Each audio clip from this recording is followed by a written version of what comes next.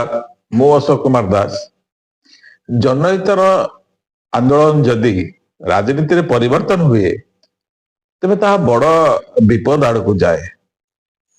सेमती दुई तीन उदाहरण आम नवा गोटे हूँ स्वाधीनता आंदोलन रे गांधी और नेहरू सामाजिक आंदोलन को एक राजनीतिक आंदोलन शेष करदे जो थे कि आम काश्मीर भाया इश्यू आज भी समाधान हो पारुनी।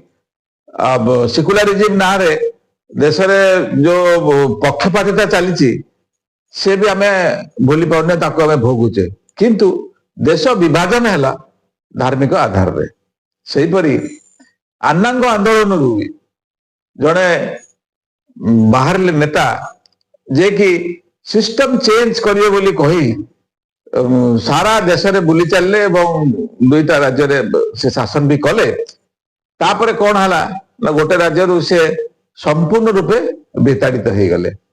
तेणु जनहित रे होतिबा आंदोलन जदि राजनीति रे परिणत हुए ये निश्चित एक विपज्जनक अवस्था को देश को ठेली नब।